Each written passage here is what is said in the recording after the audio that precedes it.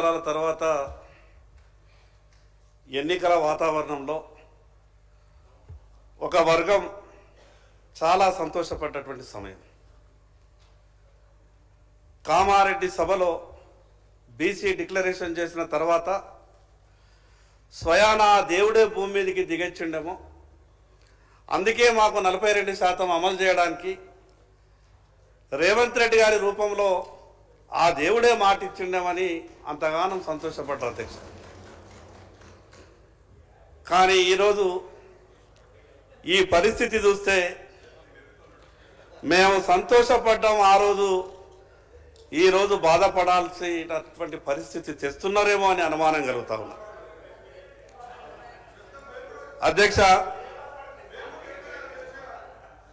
అధ్యక్ష BC declaration గురించి 42% స్థానిక సంస్థలలో రాజకీయ అవకాశం కొరకు ఆ ఒక విషయం మీదనే ఎక్కువ చర్చించే ప్రయత్నం చేస్తున్నారు.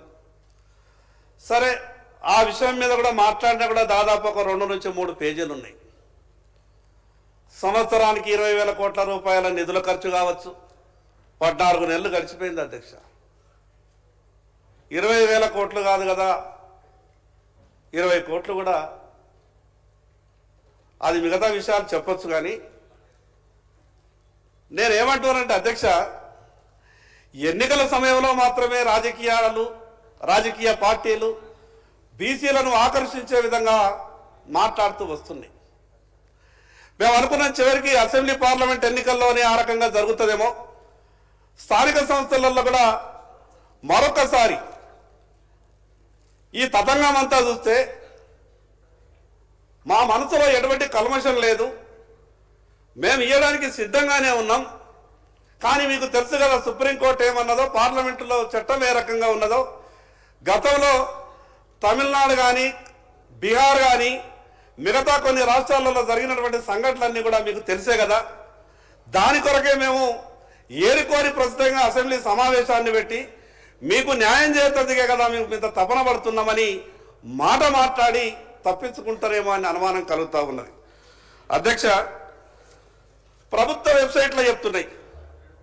ఇంతకుముందు శ్రీనివాస్ యాదవ్ గారు చెప్పారు 3,32,000 కోట్లు, 3,32,00,000 ఓట్లు, 62,30,504 మంది 1వ తరగతి నుంచి ఇంటర్మీడియట్ వరకు పిల్లలు ఓటు హక్కు లేని వాళ్ళు, 38,99,000 నెల పిల్లల నుంచి మొదలు పెడితే 5 సంవత్సరాల పిల్లగాళ్ళ వరకు, వీళ్ళంతా కలిసి ఈ తెలంగాణ రాష్ట్రంలో సంఖ్య.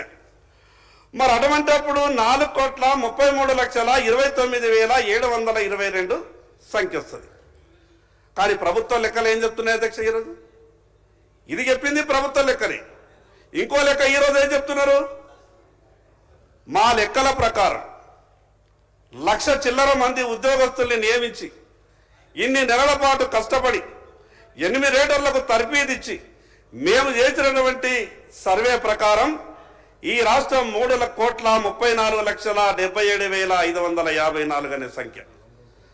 మరి ఈ 98,52,168 ఎవరు ఎక్కడికి వెళ్ళిండ్రు?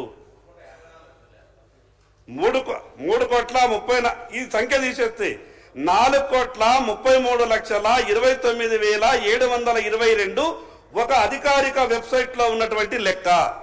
దాంట్లో 3,32,00,000 ఓటర్లు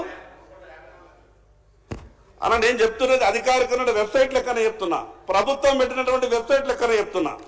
అయితే ఈ 98,52,168 మంది తక్కువ ఎస్సీ మీద చూపిస్తున్నారు. సరే, తక్కువ ఎస్సీ చూపిస్తున్నారు. ఇక ఇందులో ఇంకా ఒక గొప్పగా మాకు అనుమానం వచ్చే విధంగా కుట్ర జరిగినట్టు అనిపిస్తున్నారు అధ్యక్ష.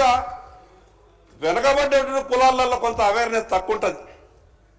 మేము ఫ్యామిలీ ప్లానింగ్ కొంచెం తక్కువనే వెళ్తాం.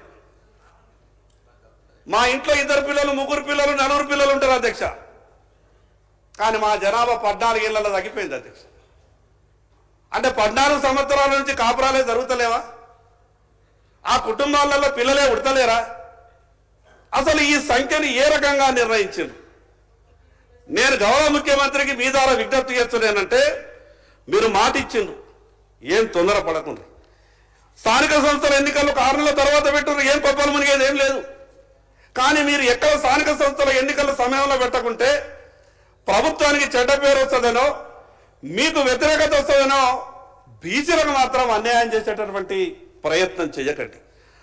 ఒక పక్క మీ నాయకులు రాహుల్ గాంధీ గారు పార్లమెంట్లో నిన్ననే మీరంతా కూడా ప్రసంగం వినిండొచ్చు. ఎంత గొప్పగా మాట్లాడింది అధ్యక్ష, చాలా సంతోషం అనిపించింది అధ్యక్ష నాకు రాహుల్ గాంధీ గారి మాటలు వింటే.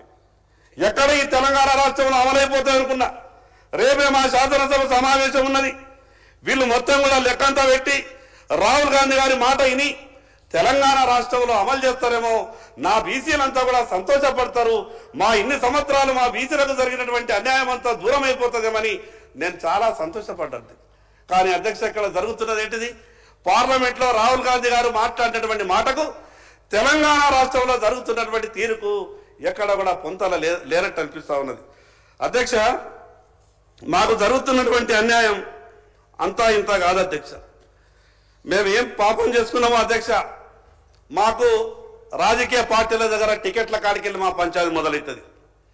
మొదలంటారు అధ్యక్ష, ఈ జనాభాలో సగం ఉన్నటువంటి మీకు ప్రతి పార్లమెంటులో సగం సీట్లు ఇవ్వాల్సిందే, మీరు గట్టిగా పనిచేయండి, మీ వెనుక మేమున్నామంటే మేమున్నామంటారు అధ్యక్ష.